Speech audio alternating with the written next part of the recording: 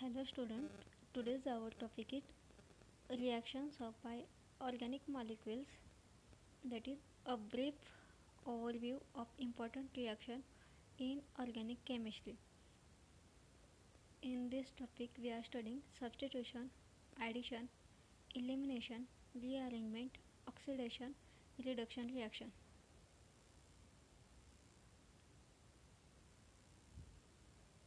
So this is our today's topic.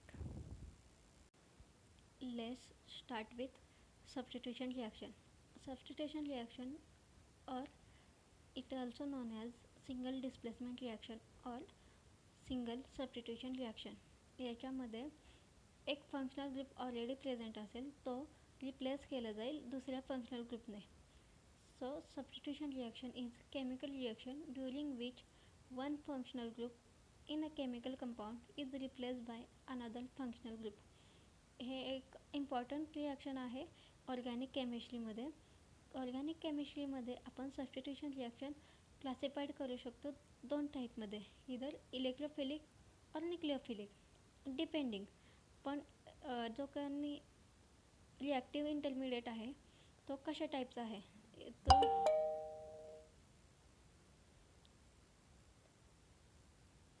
तो carbocation आहे की कार्बो ॲनायन आहे की फ्री रॅडिकल आहे याच्यावर डिपेंड करतं की तो टाईप काय असेल रिॲक्शनचा.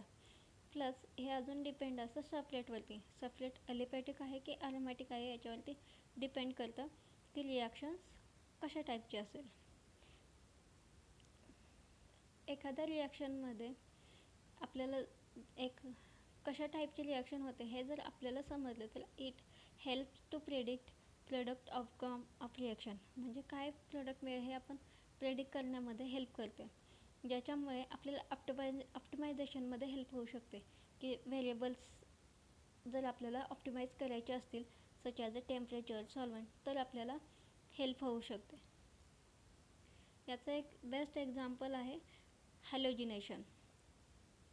हॅलोजिनेशनमध्ये काय होतं की क्लोरीन गॅस असेल तो जेव्हा इरॅडिकेट होतो तेव्हा तो स्प्लिट होतो दोन क्लोरीन रॅडिकलमध्ये. असा क्लोरीन रॅडिकल तयार होतो. त्याच्यातला एक ज्याच्यामध्ये फ्री इलेक्ट्रॉन्स असतात म्हणजे ते न्यूक्लियोफिलिक आहे आणि त्याच्यावरती निगेटिव्ह चार्ज असतो.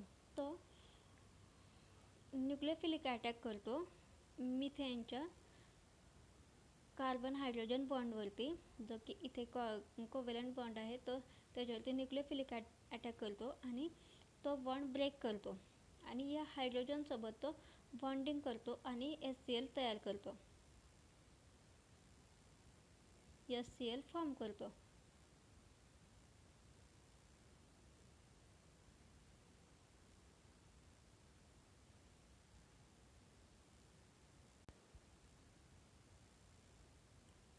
HCl फॉर्म करेल आणि एक सेकंड क्लोरीन रॅडिकल जो रिमेनिंग असेल तो या CH3 सोबत बॉन्ड फॉर्म करेल आणि CH3 क्लोरीन म्हणजेच मिथिल क्लोराईड तयार होईल.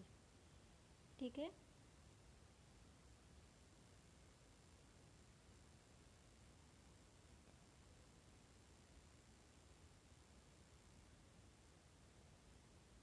नेक्स्ट आता आपण दोन टाईप पाहिले होते सबस्टिट्यूशन रिॲक्शनचे, इधर न्यूक्लियोफिलिक और electrophilic. Firstly we are studying nucleophilic substitution. Nucleophilic substitution मध्ये न्यूक्लियोफाइल्स इन्व्हॉल्व्स असतात जे सिलेक्टिवली बॉन्ड फॉर्म करतात पॉझिटिव्हली चार्ज ॲटमसोबत किंवा ग्रुप ऑफ ॲटमसोबत. ठीक आहे. म्हणजे न्यूक्लियोफाइल्सवरती निगेटिव्ह चार्ज असतो आणि तो अटॅक करतो पॉझिटिव्हली चार्ज ॲटमसोबत.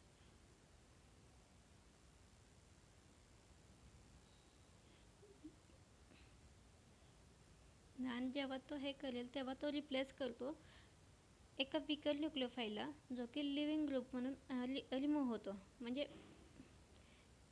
ऑलरेडी तिथे एक ग्रुप प्रेझेंट असेल जो की निगेटिव्हली चार्ज असेल पण तो वीक असेल आपल्या न्यूक्लियोफाईलपेक्षा, त्यामुळे तो न्यूक्लियोफाईल आहे तो त्याची जागा घेईल आणि जो वीक न्यूक्लियोफाईल आहे तो रिमूव्ह होईल लिव्हिंग ग्रुपच्या फॉर्ममध्ये, आणि रिमेनिंग पॉझिटिव्ह चार्ज असतो किंवा पॉझिटिव्हली चार्ज ॲटम असतो त्याला इलेक्ट्रोफाईल म्हणतात. आणि होल जे स्ट्रक्चर असतं त्याला आपण सबस्ट्रेट असं बोलतो. ठीक आहे, आता आपण त्याचं एक एक्झाम्पल पाहूयात की सबस्ट्रेटमध्ये काय असेल तर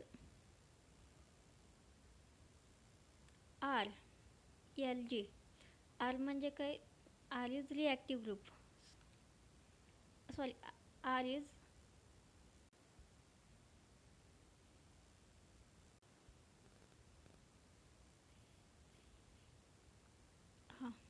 आर इज याच्यामध्ये हा आहे सबस्ट्रेट. याच्यामध्ये R is alkali, L G is leaving group. त्याच्यावरती न्यूक्लियोफाईल अटॅक करेल आणि आर आणि न्यूक्लियोफाईल तयार होईल आणि हा लिव्हिंग ग्रुप आहे तो रिमूव्ह होईल because it is weaker than our nucleophile. Okay,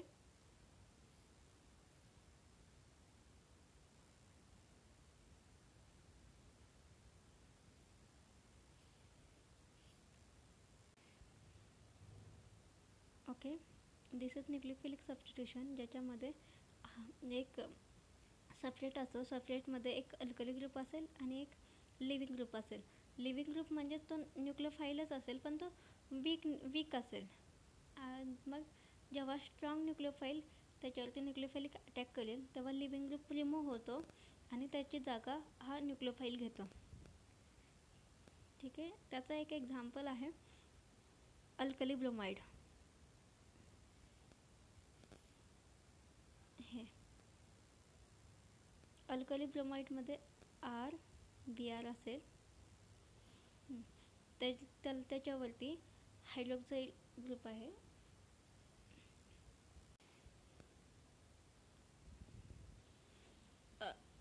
alkali ब्रोमाइडवरती हायड्रॉक्साईड ग्रुप न्यूक्लियोफिलिक अटॅक करतो आणि तो ब्रोमाइडला रिप्लेस करतो आणि ROH फॉर्म होतो आणि ब्रोमाइड रिमूव्ह होतो in the form of leaving group. ठीक आहे, this is one of the example of nucleophilic substitution.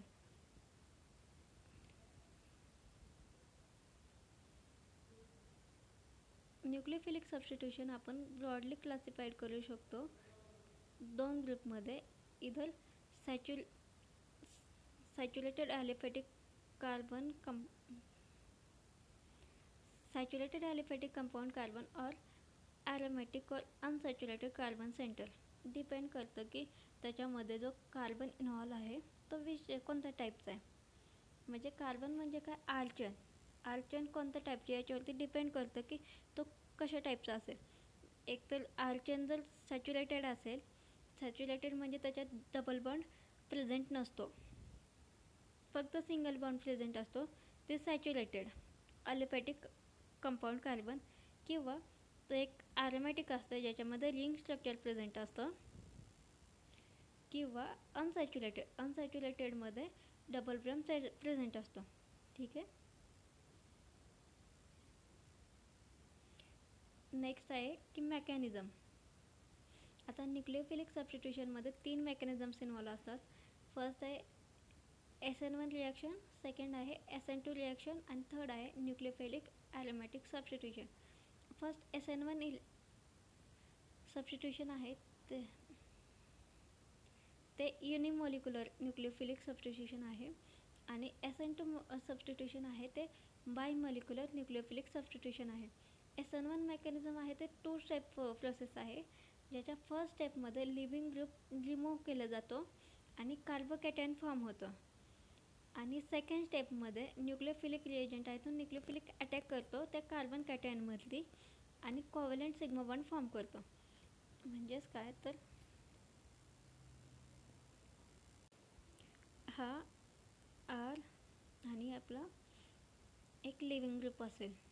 याच्यामध्ये फर्स्टली हा लिव्हिंग ग्रुप रिमूव्ह होईल, आर सेपरेट होईल आणि लिव्हिंग ग्रुप रिमूव्ह होईल. आणि लिव्हिंग ग्रुप रिमूव्ह झाल्यामुळे याच्यावरती पॉझिटिव्ह चार्ज येतो. याच्यावरती पॉझिटिव्ह चार्ज झाल्यावरती न्यूक्लियोफाईल आहे तो न्यूक्लियोफिलिक अटॅक करतो या कार्बोकॅटायनसोबत आणि आर न्यूक्लिओफाईल तयार होतं. ठीक आहे, हे झालं SN1 मेकॅनिझम, जे की टू स्टेप प्रोसेस आहे. ज्याच्यामध्ये फर्स्ट स्टेप आहे त्याच्यामध्ये फर्स्ट स्टेपमध्ये लिव्हिंग ग्रुप रिमूव्ह केला जातो आणि कार्बोकॅटायन तयार होतो. आणि सेकंड स्टेपमध्ये त्या कार्बोकॅटायनवरती न्यूक्लियोफिलिक अटॅक होतो आणि त्या आर न्यूक्लियोफाईल तयार होतो, जो की कोव्हॅलेंट सिग्मा बॉन्डने एक बाउंड केलेला असतो. ठीक आहे, आता नेक्स्ट सेकंड टाईप आहे. त्यामध्ये या दोन्ही स्टेप होतात, प्रोसेस सेमच असते पण ते सायमल्टेनियसली होतात, त्यामुळे ते सिंगल स्टेप प्रोसेस आहे. तो SN2 मेकॅनिझम आहे ते सिंगल स्टेप प्रोसेस आहे, ज्याच्यामध्ये attack of reagent and expulsion of leaving group happens simultaneously, which always result in inversion of configuration. आता SN1 मेकॅनिझममध्ये नेहमीच इन्व्हर्जन होत नाही. SN1 मेकॅनिझममध्ये स्टिरिओकेमिस्ट्री किंवा कन्फिग्युरेशन इन्व्हर्ज होतं फक्त जेव्हा कायरल कार्बन प्रेझेंट असेल तरच, अदरवाईज त्याच्यामध्ये स्टिरिओकेमिस्ट्री इन्व्हर्ज होत नाही. पण SN2 मेकॅनिझममध्ये कन्फिग्युरेशन ऑलवेज रिव्हर्स होतं, कारण सबस्ट्रेट असतो तो SN2 मेकॅनिझममध्ये जो सबस्ट्रेट असतो तो ऑलवेज कायरल असतो, त्यामुळे त्याची स्टिरिओकेमिस्ट्री इन्व्हर्ज होते. त्यालाच आपण वॉल्डन इन्व्हर्जन असं म्हणतो. जेव्हा स्टेरिक हिंड्रन्स प्रेझेंट असेल तेव्हा फक्त SN1 मेकॅनिझम कॅरी करतो. जेव्हा स्टेरिक हिंड्रन्स अब्सेंट असेल त्या केसमध्ये SN2 किंवा SN1 कोणीही ॲक्ट करू शकतं. स्टेरिक हिंड्रन्स म्हणजे काय की एक ग्रुप आहे, सपोज की कार्बन आहे, आणि त्याच्या एकाच साईडला खूप सारे बल्जी ग्रुप जर ॲड असतील तर ते एकमेकांना स्टेरिकली हिंडर्स करतात किंवा अडथळा तयार करतात. त्यालाच आपण स्टेरिक हिंड्रन्स म्हणतो. जर स्टेरिक हिंड्रन्स प्रेझेंट असेल तरच SN1 मेकॅनिझम कॅरी आउट करतं. जर स्टेरिक हिंड्रन्स जर अब्सेंट असेल तर कोणीही काम करू शकतो. जेव्हा सबस्ट्रेट ॲरोमॅटिक असेल तेव्हा न्यूक्लियोफिलिक ॲरोमॅटिक सबस्टिट्यूशन काम करतं, ज्याचे डिफरंट मेकॅनिझम्स प्रेझेंट आहेत. Carboxylic acid derivative react with nucleophile in nucleophilic acyl substitution. ही मेथड आपण यूज करतो सॅम्पल प्रिपरेशनसाठी किंवा कंपाऊंडच्या प्रिपरेशनसाठी. Next electrophilic substitution. याच्यामध्ये इलेक्ट्रोफाईल्स इन्व्हॉल्व असतात. न्यूक्लियोफाईल्सवरती निगेटिव्ह चार्ज असतो आणि इलेक्ट्रोफाईल्सवरती पॉझिटिव्ह चार्ज असतो. सो याच्यात आपण पर्टिक्युलरली इलेक्ट्रोफिलिक ॲरोमॅटिक सबस्टिट्यूशन पाहणार आहोत. त्याचं एक एक्झाम्पल आहे बेन्झिन. बेन्झिन रिंगवरती रेझोनन्स स्ट्रक्चर प्रेझेंट असतं, म्हणजे अशी डबल बॉन्डची रिंग प्रेझेंट असते, त्याच्यावरती इलेक्ट्रोफाईल अटॅक करतो आणि त्याचे जे रेझोनेटिंग स्ट्रक्चर आहे ते डिस्टर्ब करतं, ब्रेकडाऊन होतं. हे स्ट्रक्चर डिस्टर्ब होतं आणि कार्बोकॅटायन रेझोनेटिंग स्ट्रक्चर फॉर्म होतं, म्हणजे ज्याच्यात चार्ज शिफ्ट केला जातो. आता हे स्ट्रक्चर आहे, त्याच्यात फर्स्ट जर इथे चार्ज असेल तर तो नंतर इथे शिफ्ट होईल, जर तो नंतर तो पुढे इथे शिफ्ट होईल. त्यालाच आपण म्हणतो कार्बोकॅटायन रेझोनेटिंग स्ट्रक्चर. त्याचे फायनली जो प्रोटॉन आहे तो बाहेर टाकला जातो, रिमूव्ह केला जातो आणि एक नवीन स्टेबल स्ट्रक्चर फॉर्म होतं. ठीक आहे, this is one of the example of electrophilic substitution. Next आपण पाहणार आहोत addition reaction.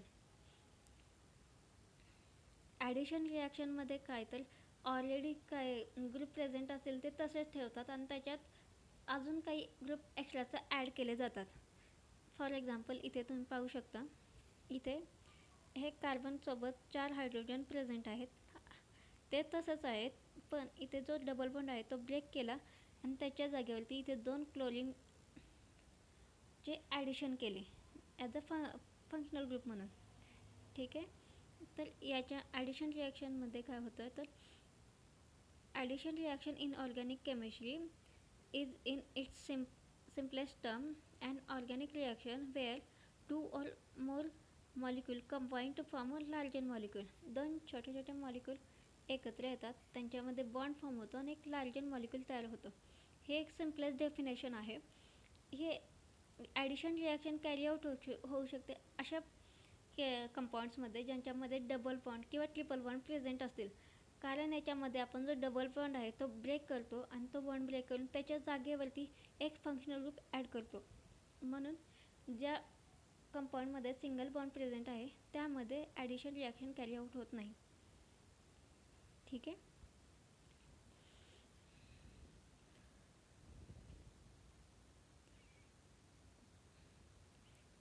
Carbonyl group that is C double bond O or imino group can undergo addition reaction कारण त्यांच्यामध्ये डबल बॉन्ड प्रेझेंट असतो.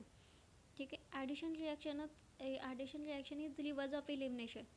Elimination म्हणजे काय, remove करणे, आणि ॲडिशन म्हणजे काय, ॲड करणे. म्हणून ते एकमेकांना रिवर्स आहेत, अपोजिट आहे. ॲडिशनमध्ये जर आपण ॲडिशन करत असतो तर इलिमिनेशनमध्ये आपण रिमूव्ह करतो. म्हणून ॲडिशन रिॲक्शनलाच आपण रिवर्स ऑफ इलिमिनेशन म्हणतो. जसं की हायड्रेशन रिॲक्शनमध्ये एक हायड्रोजन ॲटम ॲड केला जातो. त्याला अल्केनवरती जर एक हायड्रोजन ॲटम ॲड केला तर अल्कोहोल तयार होतो.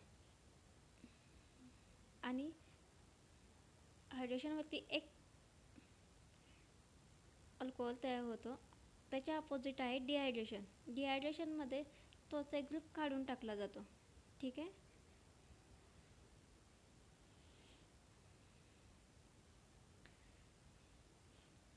जे ॲडिशन आहे ते पोलार असू शकते किंवा नॉन पोलार असू शकते. आता पोलारमध्ये दोन टाईप आहेत, मेनली दोन टाईप आहेत. First one is electrophilic addition, second one is nucleophilic addition. आणि नॉन पोलारमध्ये दोन टाईप आहेत, free radical addition and cyclo addition. हे आपण पाहूयात one by one. Addition reaction can are also encounter in polymerisation and called addition polymerisation. म्हणजे आपण polymerisation रिॲक्शनमध्ये आपण छोटे छोटे मोनोमर ॲड करतो. सपोज की ग्लुकोज शुगर आहे, असे आपण खूप साऱ्या शुगर एकमेकांना ॲड करतो आणि पॉलिमर तयार करतो, ज्याला आपण पॉलिमरायझेशन म्हणतो.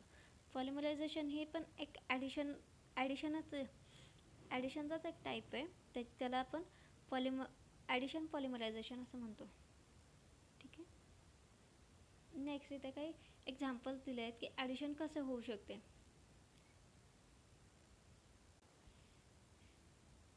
आता फर्स्ट रिॲक्शनमध्ये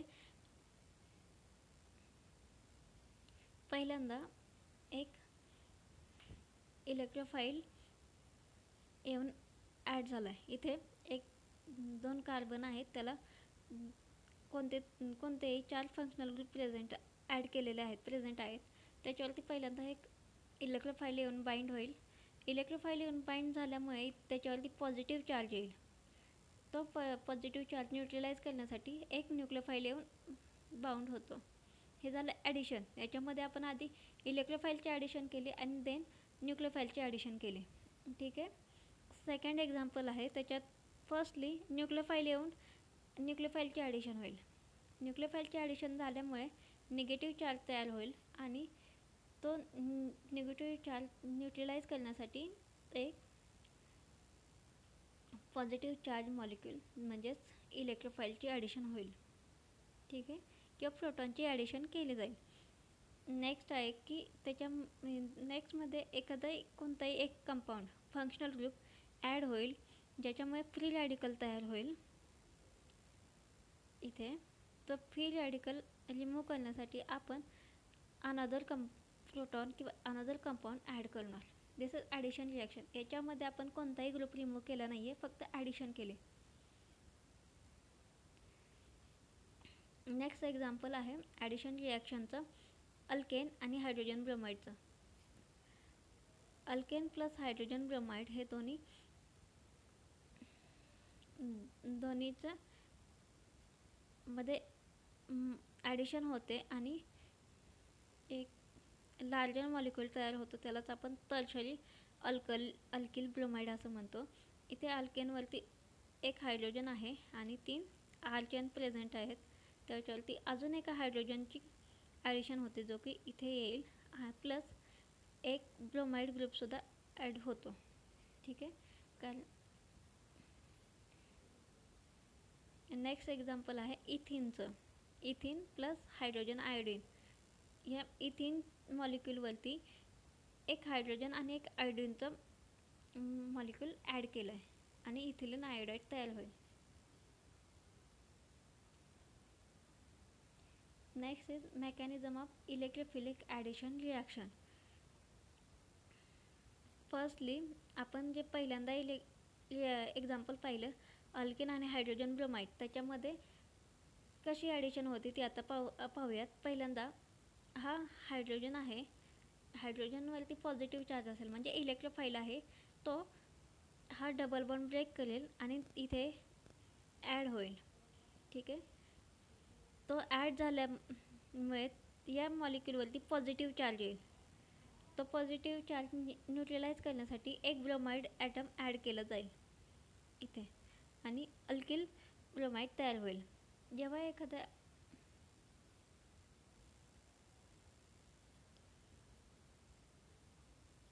इथे एक पॉझिटिव्ह चार्ज आला म्हणून त्याला आपण कार्बोकॅटायन बोलतो. ठीक आहे. आणि एक सेकंड एक्झाम्पल दिलं आहे ज्याच्यामध्ये त्यांनी मेकॅनिझम दिलं आहे हाऊ ॲडिशन ऑकर. तर फर्स्टली हा न्यूक्लियोफाईल आहे, तो न्यूक्लियोफिलिक अटॅक करेल या कीटोनवरती न्यूक्लियोफाइलिक अटॅक करेल आणि ते इथे जो कार्बन ऑक्सिजनमध्ये डबल बॉन्ड आहे तो ब्रेक होईल आणि न्यूक्लियोफाईल इथे येऊन बाइंड होईल. न्यूक्लियोफाईल हा निगेटिव्हली चार्ज असतो, त्यामुळे या मॉलिक्यूलवरती निगेटिव्ह चार्ज होईल. तो न्यूट्रलाइज करण्यासाठी एक प्रोटॉनची ॲडिशन होईल आणि एक अल्कोहोल एस्टर स्ट्रक्चर तयार होईल. ठीक आहे. हे आहे मेकॅनिझम.